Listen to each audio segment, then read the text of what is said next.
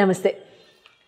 12 రాశుల వారికి కూడా ఈ నవంబర్ మాసంలో ఏ రకంగా ఎంత చక్కగా ఉత్తేజంగా ఉండబోతోంది, ఎటువంటి గ్రహ మార్పులు రాబోతున్నాయి, ఎటువంటి సంచలనాలు మీ లైఫ్లో రాబోతున్నాయి, లేకపోతే ఎటువంటి చిన్ని జాగ్రత్తలు తీసుకోవాలి అనేవి తెలుసుకుందాము. మరి ఇంకెందుకు ఆలస్యం, పదండి. తులారాశి వారికి నవంబర్ నెలలో ఏ రకంగా ఎంత ఉత్తేజంగా ఉల్లాసంగా ఉండబోతోంది, ఎటువంటి రిజల్ట్స్ ప్లానెట్స్ అన్నీ కూడా మీకు ఇవ్వబోతున్నాయి అనేది తెలిసేసుకుందాము. మరి ఇంకెందుకు ఆలస్యం, రండి. తులారాశి వారికి మీ రాశి లార్డ్ వచ్చి శుక్ర భగవానుడు మీ రాశి అందే. అమ్మో, పట్టుకోగలమా తుల వాళ్ళని? మీ రాశి లార్డ్ మీ దగ్గరే. సరే, సంతోషం. అయితే నవంబర్ 2న తులలోకి శుక్ర భగవానుడు రావడం మంచిదే. వృశ్చికంలో కుజుడు బుధుడు రవితో పాటు కలిసి ఉంటారు. కానీ రవి నవంబర్ 16 నుంచి వృశ్చికంలో సంచారం చేయడం జరుగుతుంది. గురు భగవానుడు దశమ స్థానానికి మొన్న మధ్యనే రావడం, శని భగవానుడు షష్టమ స్థానంలో, రాహు పంచమంలో, కేతు లాభస్థానంలో. Very good. హెల్త్ పరంగా కనుక చూసుకున్నట్లయితే ఫస్ట్ హౌస్ ఇండివిజువల్ పర్సనాలిటీకి సంబంధించిన శుక్ర భగవానుడు ఇక్కడ మీ రాశి అందే సంచారం చేయడం వలన luxury oriented travels, luxury oriented food, luxury oriented aesthetics, perfumes, బట్టలు, ఏదైనా ఆర్నమెంట్స్, యాక్సెసరీస్ వాడడం, కొనుగోలు చేయడం లాంటివి ఇక్కడ జరుగుతూ ఉంటాయి. మంచిదే, ఇబ్బంది లేదు. మీరు గ్రూమ్ చేసుకోవడానికి ఏదైనా చేసుకుంటే తప్పేం లేదు కదా, మంచిదే. అయితే ఇక్కడ దాంతో పాటుగా కాస్త చల్లటి పదార్థాలు సేవించడం, చల్లటి పదార్థాలు ఫ్రిడ్జ్లో నుంచి డైరెక్ట్గా తినేయడం, తాగడం లాంటివి చేస్తూ ఉంటారు. జలుబు దగ్గు అవి నార్మల్గానే ఫ్రిడ్జ్లో నుంచి తింటే వస్తుంది కదా, దానికి శుక్రుడితో ఏం సంబంధం అని అంటారేమో. శుక్ర భగవానుడు దయచేత ఇంకొంత తొందరగా జలుబు దగ్గు వస్తాయి. గొంతులో నీళ్ళు ఊరడం, ఒక పట్టాన దగ్గు తగ్గితే పట్టకపోవడం, తగ్గకపోవడం లాంటివి జరుగుతూ ఉంటాయి. సో ఈ టైంలో అవసరం ఉన్నా లేకపోయినా నెలనాళ్ళు కూడాను వేడి నీళ్లు సేవించడం చాలా మంచిది. ఐస్ క్రీమ్స్కి, చల్లటి పదార్థాలకి, కూల్ డ్రింక్స్కి, సోడాలకి, ఐస్డ్ డ్రింక్స్కి ఎంత దూరంగా ఉంటే అంత మంచిది. తర్వాత ఎడ్యుకేషనల్ లవ్ పరంగా కనుక చూసుకున్నట్లయితే పంచమాధిపతి మీకు శని భగవానుడు అవుతారు కాబట్టి ఆయన ఎట్లాగూ వక్రగతిలోనే ఉన్నారు కాబట్టి ఇక్కడ మీకు ఏమవుతుందంటే కాస్త అర్థమయ్యి అర్థం కాకుండా ఉండిందా తులా వాళ్ళకి? కాస్త కమెంట్స్లో రాయండి.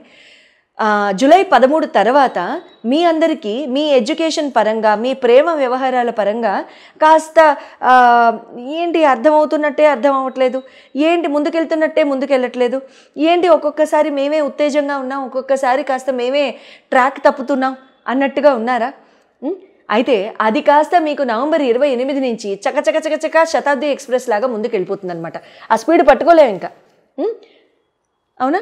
సో ఆ రకంగా ముందుకెళ్తుంది. ఎందుకు? శని భగవానుడు కూడా వక్రగతి నుంచి ముందుకు వెళ్ళిపోతారు కాబట్టి ఇబ్బంది లేదు, మంచిదే. ఆ సంచారం కూడా మంచిదే. అయితే ఇక్కడ మ్యారేజ్ పరంగా కనుక చూసుకున్నట్లయితే కుజ భగవానుడు ద్వితీయ స్థానంలో, అదే టైంలో శుక్ర భగవానుడు మీకు మీ సొంత రాశిలో. Very good. తులారాశి వాళ్ళకి ఎవరికైతే మీరు సంబంధాలు చూసుకుంటున్నారో లేకపోతే తులారాశి వాళ్ళ అంటే ఎవరికైతే చూస్తున్నారో వాళ్ళందరికీ కూడా ఇక్కడ సంబంధాలు సెట్ అవ్వడానికి కూడా సంపూర్ణ అవకాశాలు ఉంటూ ఉంటాయి. లేదా మీ జీవిత భాగస్వామిని ఫ్రేమ్ చేసి ఖచ్చితంగా దృఢంగా వీరే నా జీవిత భాగస్వామి అని మీరు ఆ ఒపీనియన్కి వచ్చి మీరు ఆ ఒపీనియన్ ఫామ్ చేసుకుని చాలా చక్కగా ముందుకు వెళ్ళడానికి అవకాశాలు సంపూర్ణంగా ఏర్పడుతున్నాయి. All the very best. Career and business పరంగా కనుక చూసుకున్నట్లయితే బుధ భగవానుడు మీకు చంద్రుడు నవమ దశమాధిపతులు అవుతారు. బుధుడు మీకు తులలోనే ఉన్నారు, వృశ్చికంలోనే ఉన్నారు కాబట్టి ద్వితీయ స్థానంలో. Very good. Engineering departments, electronics and communication, mobile technology ఇటువంటి వాళ్ళందరికీ కూడా చాలా చాలా బాగుంటుందండి. తర్వాత మెడికల్ రీసెర్చ్, సైంటిస్ట్ వీళ్ళకి కూడా చాలా చాలా బాగుంటుంది. ఇక్కడ కెరియర్ ఓరియంటెడ్గా జాబ్ షిఫ్ట్స్ చేసుకోవాలనుకుంటే, కొత్త ఆపర్చునిటీస్కి ట్రై చేసుకోవాలనుకుంటే కూడా చేసుకోవచ్చు. అట్ ది సేమ్ టైం మీకు ఇక్కడ చంద్ర భగవానుడు ఎలాగో 2.5 రోజులకు ఒక్కసారి రాశి మారిపోతారు కాబట్టి, కానీ చంద్రుడి రాశిలో ఇప్పుడు గురు సంచారం జరుగుతోంది కాబట్టి ఆ గురు భగవానుడు మీకు దశమానికి వచ్చి కూర్చున్నారు కాబట్టి వెరీ గుడ్. ఇక్కడ ఆపర్చునిటీస్, రెస్పాన్సిబిలిటీస్ మీకు పెరుగుతాయి. రెస్పాన్సిబిలిటీ పెరగడం, ఆపర్చునిటీ పెరగడం, కాస్త అంటే ఓ రకంగా ఏదైనా ఆలోచన, వృత్తిరీత్యా ఆలోచన వృత్తిరీత్యా కొత్త ఆపర్చునిటీ కోసం ఆలోచన, ఒక సంభాషణ, ఒక డిస్కషన్లో పాల్గొనడం లాంటివి కూడా జరగడానికి అవకాశం ఉంటుంది.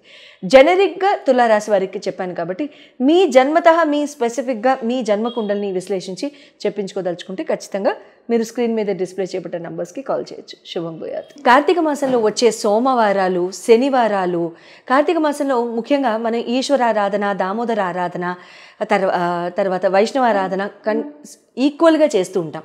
శివకేశవులకి ఎప్పుడు కూడా భేదం లేదు, అండ్ ఆ భేదాన్ని ఎప్పుడు కూడా మనం పాటించకూడదు అనేది నేను ఎప్పుడూ చెప్తూ ఉంటాను, అంతే కదా. సో సోమవారాలు, శనివారాలు, తర్వాత ఏకాదశులు, తర్వాత పౌర్ణమి, కార్తీక పౌర్ణమి, ఆ రోజు గురునానక్ జయంతి కూడా వస్తుంది. కార్తీక పౌర్ణమి తర్వాత కార్తీక అమావాస్య ముందొచ్చే చతుర్దశి, తర్వాత అమావాస్య రోజు పొలాల అమావాస్య, ఇలా దామోదర ద్వాదశి అంటే కార్తీక దామోదర ద్వాదశి అంటాం, కైసిక ద్వాదశి అంటాం, ఇలా తులసి వివాహము, ఇంకా చెప్పుకుంటూ వెళ్ళిపోతే ఇంకా 30 రోజులకి 30 ఈవెంట్లు, 30 చక్కగా మనం చేసుకోదగిన పూజలు మనం డిస్కస్ చేసుకుంటూ ఉండొచ్చు. అందరికీ ఉపయోగపడేలాగా మనకి వచ్చిన ఏ చిన్నపాటి కొద్దిపాటి చిన్న చీమంత గోరంత కష్టం అనుకుందాం, గోరంత ఇష్యూ అనుకుందాం, ఆ గోరంత ఇష్యూని కూడా తీసేసేయడానికి తర్వాత పెళ్ళి కాని వారికి చక్కగా ఎంతో చక్కగా మీరందరూ కూడా శ్రవణం చేసినా చదివినా సరే, అంటే శ్రవణం అంటే వినడం, విన్నా చదివినా సరే మీకు ఎంతో చక్కగా మంచి మేలుని చేకూర్చే శివమహత్యం కథ ఈరోజు చెప్పుకుందాం. అయితే శివమహత్యం కథలో పూర్వము శివయ్య రాజేశ్వరుని అనే బ్రాహ్మణ దంపతులు ఉండేవారట. వారు ఎంతో పాపం ఫైనాన్షియల్ ప్రాబ్లమ్స్లో వాళ్ళు అలా ఉండడం వలన ఈ శివయ్య అనే బ్రాహ్మణుడు తిరుపతి క్షేత్రానికి వెళ్ళి చక్కగా ధనార్జన చేసుకుందామని బయలుదేరతాడు. అయితే ఒక ఋషీశ్వరి ఎదురై, నాయన నువ్వు తిరుపతి దాకా వెళ్ళిన తర్వాత నీకు స్వామి దర్శనం అవుతుంది, కానీ ధనార్జన ఎలా చేస్తావు, అలా కుదరదు, కాబట్టి నీకు శివమహత్యం కథ చెప్తాను, ఆ వ్రతం కథ ఎప్పుడు నువ్వు చక్కగా చేసుకుంటూ ఉండు, నీకు నిత్యం శుభం జరుగుతుందని చెప్పి ఆ శివమహత్యం కథ చెప్తాడు. పూర్వం వంగదేశ రాజకుమార్తె ఒక ఆవిడ ఉండేది, సీమంతిని అని. ఆ సీమంతినికి ఒకరోజు ఒక ఋషీశ్వరి భార్య మైత్రేయి అని ఆవిడ ఆ వనంలో ఆ అమ్మాయి అందరూ చెలికత్తలందరూ తిరుగుతుండగా పూలు ఏరుకుంటూ ఉండగా ఆవిడ ఏం చెప్తుందంటే ఈ శివమహత్యం కథ అంతా ఆ అమ్మాయికి చక్కగా చెప్పి వినిపించి కథ విధానం అంతా చెప్పి చక్కగా ఇలా పూజ చేసుకోమ్మా, శివుడికి పార్వతీదేవికి పూజ చేసుకుని తెల్లటి పుష్పాలతో అర్చించు, చక్కగా ఆ కథ అంతా చదువుకున్న తర్వాత అక్షంతలు వేసుకో తల్లి అని కథ చెప్తుంది. కథ చెప్పిన తర్వాత ప్రతి సోమవారం కూడా సీమంతిని చాలా చక్కగా విధి విధానాలతో పూజ అంతా చేస్తుంది. చంద్రవల్కుడు అనే మహారాజుకి ఇచ్చి సీమంతిని వివాహం చేస్తారు. అయితే ఆ చంద్రవల్కుడు తో వివాహం అయిన కొంతకాలానికి ఆ రాజకుమారుడు ఏం చేస్తాడు, స్నేహితులతో కలిసి యమునా నదిలో నదీ తీరాన నదిలో నావపై బయలుదేరతాడు. నదిలో నావపై బయలుదేరిన రాజకుమారుడికి ఒకసారి ఏమవుతుంది, నావ తిరగబడిపోయి నదిలో రాజకుమారులందరూ కూడా మునిగిపోతారు. ఈ నదిలో మునిగిపోయిన రాజకుమారులందరినీ కూడా తక్షకుడు, నాగలోకానికి చెందిన తక్షకుడు యొక్క ఈ మహారాజు యొక్క ఈ ఆ దేశానికి చెందిన నాగకన్యలందరూ కూడా ఇతన్ని పట్టుకుని, ఆ రాజకుమారులందరినీ పట్టుకుని తక్షకుడు వద్ద తీసుకెళ్తారు. తక్షకుడు తన దివ్యదృష్టితో ఈ జరిగిన వృత్తాంతం అంతా తెలుసుకుని ఆయన ఏం చేస్తారు, వీళ్ళ రాజకుమారులందరినీ మాలలతో సత్కరించి చక్కగా వాళ్ళకి నాగలోక సౌందర్యాన్ని అంతా తిలకింపజేస్తాడు. నాగలోక సౌందర్యాన్ని తిలకిస్తూ వీళ్ళేం చేస్తారు, ఆ పనిలో పడిపోయి పూర్తిగా లేట్ అయిపోయి మైమరిచిపోతారు ఈ రాజకుమారులు. ఈలోగా ఏమవుతారు, దాయాదులు బయలుదేరుతారు. దాయాదులు అంటే ఎవరు, రాజ్యాన్ని అపహరించి ఆ చెరసాల్లో పెట్టేస్తారు ఈ రాజకుమారి యొక్క తల్లి తండ్రిని.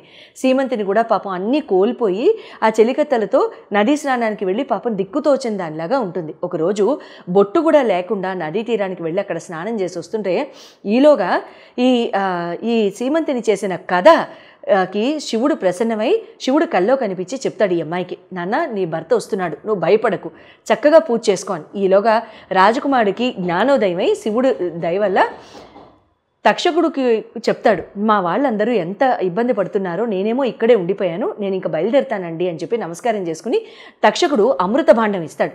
నీకు నీ భార్యకి నీ కుటుంబానికి కూడా ఎప్పుడూ కూడా ఏమాత్రం లోటు ఉండదు. అమృతం అంటే ఏంటి, ఇంకా ఆల్మోస్ట్ ఇంకా మరణం లేనట్టే. ఆ భాండం తీసుకుని అమృత కుండంతా తీసుకుని తక్షకుడు బయలుదేరతాడు. నది తీరం దాకా చేరేసరికి బొట్టు లేకుండా ఉన్న సీమంతిని చూసి తక్షకుడు అసలు గుర్తే పట్టకుండా సీమంతిని కూడా భర్తను గుర్తుపట్టదు. జరిగిన వృత్తాంతం అంతా మాయావి రూపంలో తక్షకుడిని తలుసుకుని మాయా వేషం వేసి జరిగిన వృత్తాంతం అంతా తెలుసుకుంటాడు. వెళ్ళి తల్లి నీ భర్త 3వ రోజుకి తిరిగి వస్తాడు అని భర్తే భార్యకి ధైర్యం చెప్పి మాయావేషంలో ఉన్నాడు కదా, సో భార్య కూడా గుర్తుపట్టదు. వెళ్ళిపోయి దాయాదులందరికీ హెచ్చరిక పంపిస్తాడు. నేను ఇలా తిరిగి వచ్చేసాను, మీరు రాజ్యం వదిలేసి వెళ్ళిపోండి, మీరు కనుక రాజ్యం వదలకుండా వెళ్ళిపోతే యుద్ధానికి సిద్ధం కండి అని. అప్పుడు వాళ్ళందరూ కూడా భయపడిపోయి వెళ్ళిపోతారు. ఆ వెళ్ళిపోయింది వాళ్ళు అట్లా వెళ్ళిపోతారు కదా. ఈలోగా చెరసాల నుంచి తల్లిదండ్రిని విడిపించుకుంటాడు. తల్లిదండ్రి ఏమంటారు, సీమంతిని చేసిన శివమత్యం కథములానే ఇదంతా ఇంత మంచి జరిగింది, లేకపోతే ఈ రాజ్యము భ్రష్టు పట్టేది, అందరం కూడా కోల్పోయేవాళ్ళం మొత్తం అని చెప్పేసి వాళ్ళు అనడం జరుగుతుంది. అప్పటి నుండి ఈ దంపతులిద్దరు కూడా నిత్యం శివమత్యం కథ చదువుకుంటూ ఎల్లవేళలా చక్కగా ఉంటూ అంత్యమున శివ సాన్నిధ్యం చేరి మోక్షాన్ని పొందుతారు. పెళ్లి కాని వాళ్ళు ఎవరైనా ఉంటే ఈ శివమత్యం కథ స్త్రీల వ్రతకథ పుస్తకాల్లో ఉంటుంది, ఆన్లైన్లో కూడా దొరకచ్చు. నేను చూడలేదు ఆన్లైన్, మీరు వెతకండి. ఒకవేళ నాకే దొరికితే కనుక నేనే మీకు పీడిఎఫ్ రూపంలో పంపించేస్తాను, డిస్క్రిప్షన్లో ఉంటుంది, చూసి డౌన్లోడ్ చేసుకోండి. కథా పుస్తకాలు మీకు కష్టం అయితే కనుక ఎల్లప్పుడూ ప్రతి సోమవారం చక్కగా ఉపవాసం ఉంటూ తలస్నానం చేసే నియమం ఏం లేదు, చేయాల్సిన అవసరం లేదు. సో ఉపవాసం ఉంటూ సాయంత్రం పూట దీపం పెట్టుకుని, శివాలయంలో అయినా పర్వాలేదు, ఇంట్లో అయినా పర్లేదు, ఆవునేతో దీపం పెట్టుకుని కథ చదువుకుని అక్షంతలు వేసి శివపార్వతులకి నమస్కరించుకుని బెల్లం ముక్క అయినా సరే, మీరు ఏమాత్రం ఏ నివేదన చేయలేకపోతే బెల్లం ముక్క అయినా నివేదించండి, చక్కగా ఈ పూజ చేసుకోండి. ఎంతో నమ్మకంతో చెప్తున్నాను, ఖచ్చితంగా వివాహం కాని వాళ్ళకి కూడా వివాహం అయిపోతాయి. శుభం భూయాత్.